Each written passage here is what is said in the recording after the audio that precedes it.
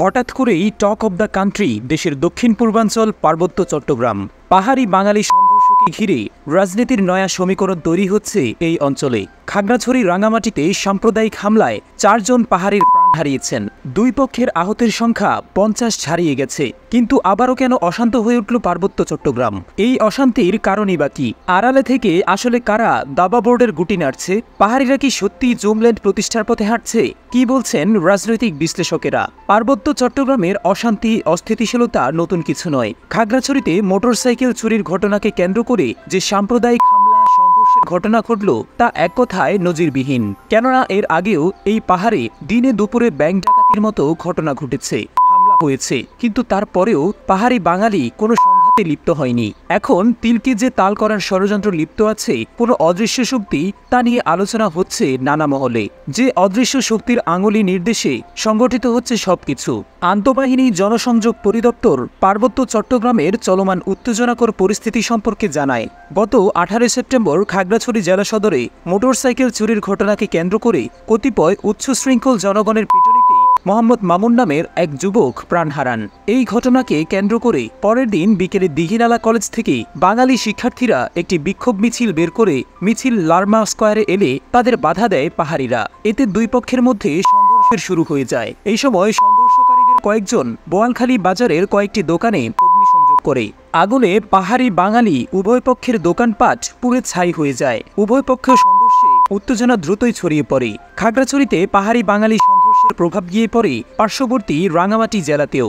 দিঘিনালা ঘটনায় পাহাড়িরা বিক্ষোভ মিছিল বের করে সেখানে। মিছিল বনরূপা বাজারে পেট্রোল পাম্পের কাছে এলে মিছিলকারীদের সঙ্গে বাঙালিদের ধাওয়া পাল্টা ধাওয়া এবং ইটপাটকেল নিক্ষেপ শুরু হয়ে যায়। এই ঘটনার পর দ্রুততম সময়ের মধ্যে পাহাড়ি ও বাঙালিদের মধ্যে সাম্প্রদায়িক দাঙ্গা বড় আকারে ছড়িয়ে পড়ে। বনরূপা, কাঁঠালতলী, কোর্ট বিল্ডিং, রাজবাড়ী ও এর আশেপাশের এলাকা রণক্ষেত্রে রূপ নেয়।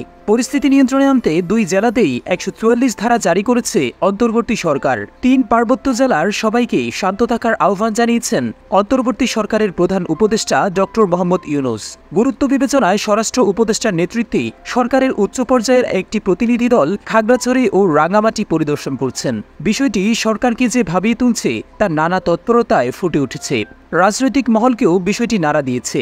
বিএনপি সহ অভ্যুত্থানকারী শক্তি মনে করে 5 আগস্টের পর দেশে যা ঘটছে তার পেছনে কোনো সাম্প্রদায়িক শক্তি নয়, বরং এর পেছনে রয়েছে রাজনৈতিক শক্তি, যারা নানাভাবে চেষ্টা করছে ইউনূস সরকারকে ব্যর্থ করে দিতে পারলেই আবার তারা হারানো সাম্রাজ্য ফিরে পাবে। এ কারণে সামনে আনা হচ্ছে একের পর এক সাম্প্রদায়িক ইস্যু, যার সর্বশেষ ঘটনা পাহাড়ি বাঙালি সংঘর্ষ।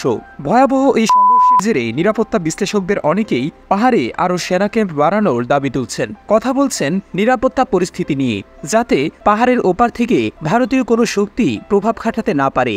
স্থানীয় অনেকেই বিশ্বাস করেন দেশের সংকটময় পরিস্থিতিতে পাহাড় নিয়ে দেশীয় এবং আন্তর্জাতিক ষড়যন্ত্র চলছে, যে ফাঁদে পা দিলে পরিণাম হতে পারে ভয়াবহ। পার্বত্য অঞ্চলে বহুদিন আগে যে অশান্তির বীজ রোপণ হয়েছিল এবং সেই সংঘাতের পেছনে ভারতের সম্পৃক্ততা প্রকাশ্যে এসেছে। যদিও 1997 সালে শেখ হাসিনা সরকারের আমলে সংঘাতের অবসান হয়। আর পাহাড়ে অশান্তির নেপথ্যে রয়েছে অঞ্চলটির আঞ্চলিক দল, রাষ্ট্রের পরাজিত শক্তি ও ভূ রাজনীতি। রাজনৈতিক বিশ্লেষকদের অনেকেই মনে করেন শেখ হাসিনা ক্ষমতায় থাকলে ভারত শান্ত থাকে, শেখ হাসিনা না থাকলে ভারত অশান্ত হয়ে যায়। যার লক্ষণ প্রকাশ পাচ্ছে সাম্প্রতিক সময়ের নানা ঘটনায়। আন্তর্জাতিক ষড়যন্ত্রের সঙ্গী হয়েছে ফ্যাসিস্ট শক্তির দোসরেরা। স্পষ্টতই পার্বত্য চট্টগ্রামে যদি বড় কোনো অশান্তি সৃষ্টি করা যায়, তবে আন্তর্জাতিক মহল ইউনূস সরকারকে নিয়ে কথা বলবে, নানা প্রতিক্রিয়া দেখাবে। সরকার বিব্রত অবস্থায় পড়বে, যার কারণে দেশের অন্যান্য জায়গায় সাম্প্রদায়িক ইস্যুতে সফল হতে না পেরে এখন পার্বত্য চট্টগ্রামে পাহাড়ি বাঙালি দাঙ্গা বাঁধিয়ে জল ঘোলা করার চেষ্টা করছে।